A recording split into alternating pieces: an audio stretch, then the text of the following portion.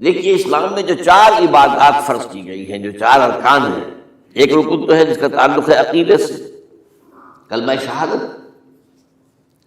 اور 4 ارکان وہ ہیں جن کا تعلق عبادات سے، نماز، روزہ، حج اور زکوٰۃ۔ ان میں ایک عجیب قسم کی تقسیم ہے، مثلاً 1 2 جمع 2 کی تقسیم بنتی ہے۔ 2 عبادات ان میں سے وہ ہیں جو ہر مسلمان پر فرض ہے، امیر ہو غریب ہو، مرد ہو عورت ہو، ہر ایک پر۔ نماز اور روزہ، یہ دونوں چیزیں ہر ایک پر فرض ہیں، لیکن 2 وہ ہیں کہ جو صرف صاحب استطاعت لوگوں پر فرض ہے، وہ عام نہیں ہے۔ جو صاحب نصاب ہیں ان پر زکوٰۃ ہے، جو صاحب استطاعت ہیں، حج کرنے کی استطاعت رکھتے ہیں، ان پر حج ہے۔ اس میں جب 2 جمع 2 کی ایک تقسیم اور آتی ہے، ایک اور اعتبار سے۔ قرآن میں زیادہ ایمفیسس 2 عبادات پر ہے، نماز اور زکوٰۃ۔ اقیموا الصلاۃ وآتوا الزکاۃ، اقیموا الصلاۃ وآتوا الزکاۃ، اقیموا الصلاۃ وآتوا الزکاۃ، یقیمون الصلاۃ ویؤتون الزکاۃ۔ یہ گویا کہ بندھا ہوا ہے ایک جوڑا، جبکہ یہ صورتحال جو ہے روزے کی بھی نہیں ہے اور حج کی بھی نہیں ہے۔ صلاۃ اور زکوٰۃ کا حکم بے شمار مرتبہ قرآن میں آیا، اور روزے کے سارے احکام ایک مقام پر سورہ بقرہ کے 23 رکوع کی 6 آیات میں سب کا سب بیان ہوا۔ باقی تو بعض جگہوں پر اس کا صرف اس اعتبار سے تذکرہ ہے کہ اگر کوئی کفارہ ادا کرنا ہے اس کے لیے اتنے روزے رکھ لو، ورنہ یہ ہے کہ روزے کا اپنی جگہ پر مستقل بذات جو ہے وہ ذکر یا حکم موجود نہیں۔ اس اعتبار سے غور کیجئے، حج کا معاملہ بھی یہی ہے۔ وہ ایک تو یہ کہ سورہ آل عمران میں اس کی فرضیت کا ذکر آیا، وہ میں نے آیات آپ کو پڑھ کر سنائی ہیں، 2 آیات، ان پر ابھی گفتگو کریں گے۔ سورہ بقرہ کے 24ویں اور کچھ 25ویں رکوع میں کچھ اس کے مناسک بیان ہوئے، سورہ حج کے 4تھے رکوع میں اس کے مناسک بیان ہوئے، بس باقی پورے قرآن میں تو اس کا ذکر نہیں ہے۔ تو اس اعتبار سے فرق ہو گیا 2 جمع 2 کا، لیکن یہ جو جن کی اہمیت اس اعتبار سے کم ہو گئی ہے، اللہ تعالیٰ کی عجیب حکمت نظر آئی کہ ہماری جو 2 عیدیں ہیں وہ ان 2 عبادات کے ساتھ منسلک کر دی گئی۔ روزوں کے اختتام پر عید الفطر، حج کے ساتھ عید الاضحیٰ۔ تو گویا کہ ان 2 عبادات کی اہمیت میں اگر کسی درجے میں کوئی کمی محسوس ہوتی ہے قرآن مجید کے بیان کے حوالے سے، تو اس کی تلافی اس سے ہو جاتی ہے کہ عیدین ہماری 2 ہی عیدیں ہیں، 2 ہی تہوار ہیں، اور وہ ان 2 عبادات کے ساتھ جوڑ دیے گئے۔ اب آخری بات سمجھیے، 3 جمع 1 کی بھی ایک تفریق ہے۔ 3 عبادات وہ ہیں جو موقت ہیں صرف، یعنی معلق بالزمان، ان کا تعلق وقت کے ساتھ ہے، یہ نہیں کہ کسی خاص جگہ سے متعلق ہے۔ نماز ہر جگہ فرض ہے، ہاں البتہ اس کا وقت آئے گا، اگر سورج جو ہے نصف النہار سے ڈھلکے گا تو ظہر کا وقت ہوگا، اگر کسی وجہ سے اللہ تعالیٰ کی حکمت ہو کہ سورج وہیں کا وہیں کھڑا رہ جائے تو ظہر کا وقت آئے گا ہی نہیں، ظہر فرض ہوگی ہی نہیں۔ مغرب اسی وقت فرض ہوگی جبکہ سورج غروب ہو جائے، اگر کسی وجہ سے سورج غروب نہ ہو، اور کیا پتہ یہ ساری باتیں جو ہے قیامت کا جو زلزلہ آنے والا ہے اس میں یہ ساری ہی باتیں ہونے والی ہیں، سورج مغرب سے طلوع ہوگا یہ تو وضاحت کے ساتھ کہا گیا ہے، تو مغرب کا وقت نہیں آیا۔ اسی طریقے سے رمضان کا مہینہ آئے گا تو روزے فرض ہوں گے۔ اس حوالے سے یہ زمانے کا تعلق تو ہے لیکن کسی مکان سے کوئی تعلق نہیں۔ حج وہ ہے جس کے تقریباً تمام مناسک جو ہیں وہ ایک خاص مقام پر ادا ہو۔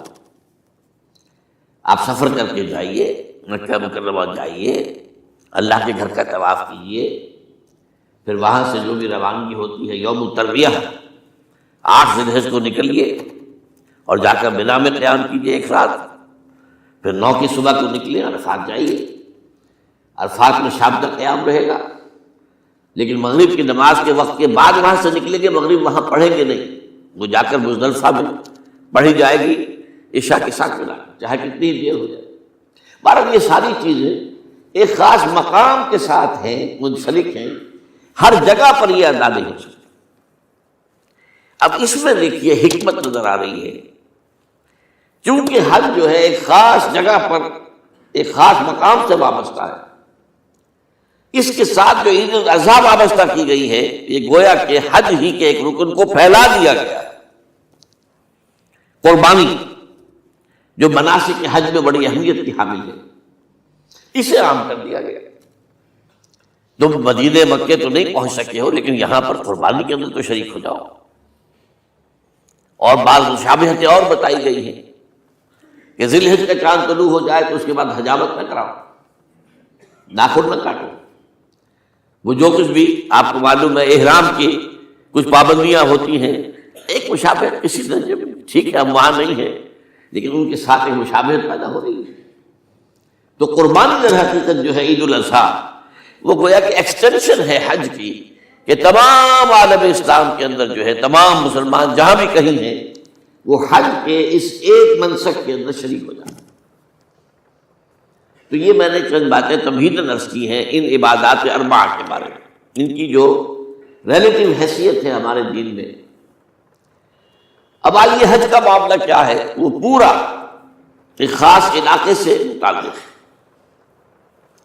اور ایک خاص شخصیت سے متعلق ہے، یہ بھی نوٹ کریں۔ چنانچہ جو آیات میں نے آپ کو سنائی حج کے بارے میں، ان اول بیت وضع للناس للذی بمکہ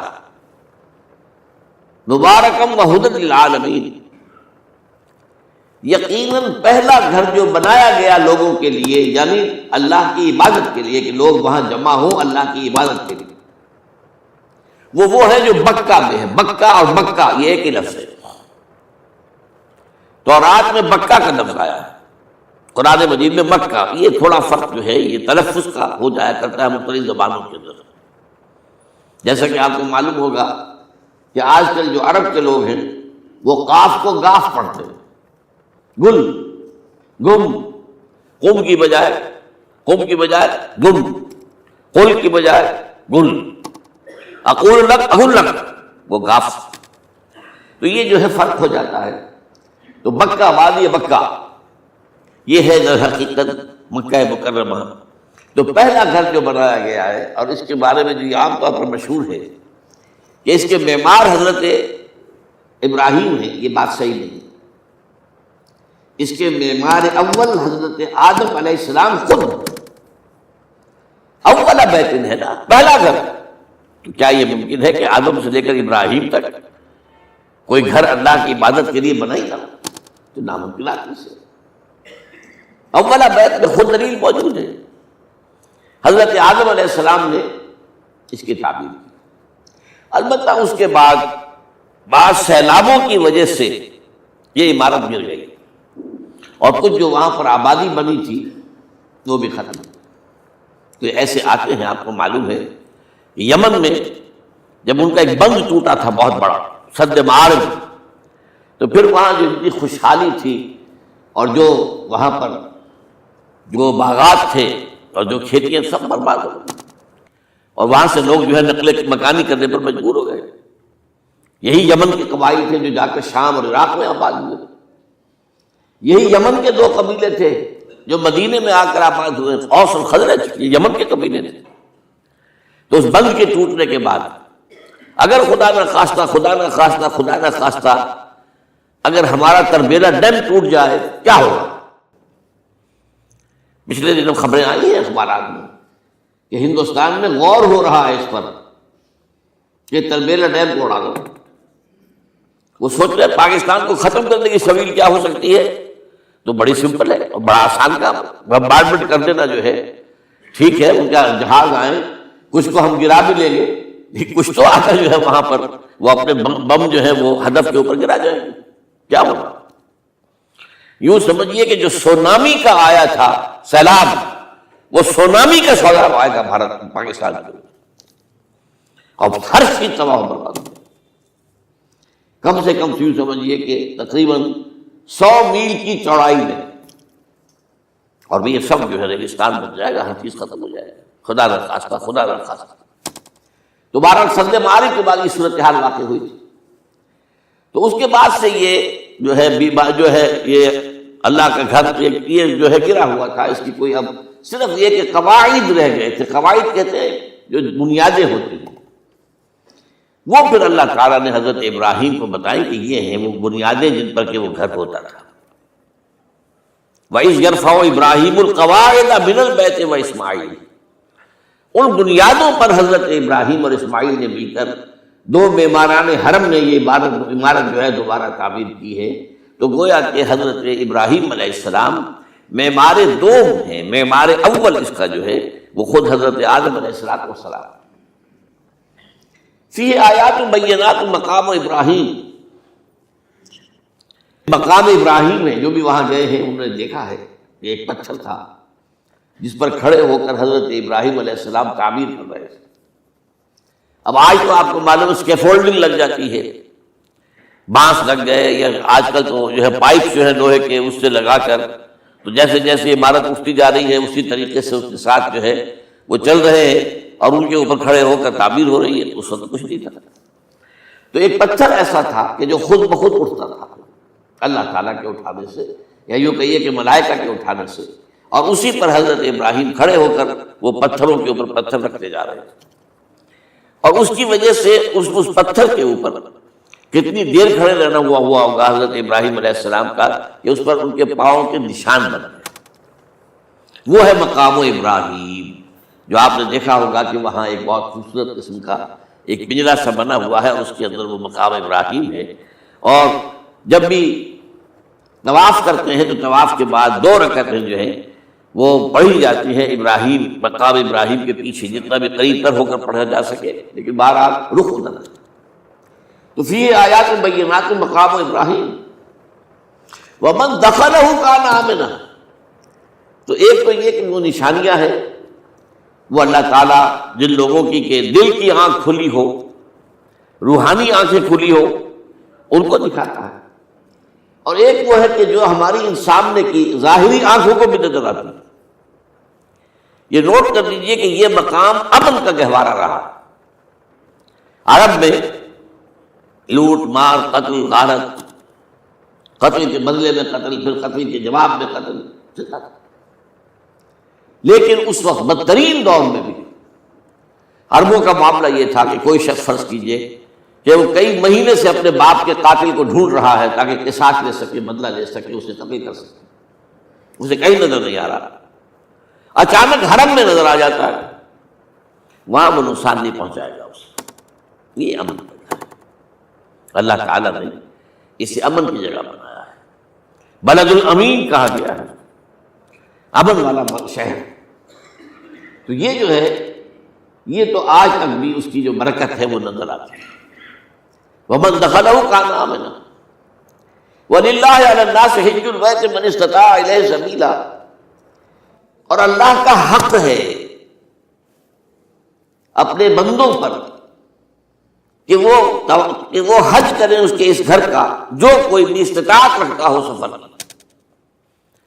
اگر زیادہ راہ ہے، خرچہ ہے، جانے آنے کے اخراجات مہیا ہیں، اور یہ کہ آپ پیچھے جن کو چھوڑ کر جا رہے ہیں ان کے لیے بھی اتنے وقت کا جو ہے وہ انتظام ہے کھانے پینے کا، گزارے کا، نان نفقے کا، تو آپ پر حج فرض ہو گئے۔ اب اگر اس فرضیت کے بعد کوئی شخص تاخیر کرتا ہے تو وہ بڑے گناہ کے اندر مبتلا ہے۔ جیسے ہی فرضیت ہو جائے، پہلا کام جو ہے، پہلا قرض جو ہے، یہ سمجھیے یہ اللہ کا قرض ہے بندوں پر۔ یہ لام جو آتا ہے، لام اور علا، لام کسی کے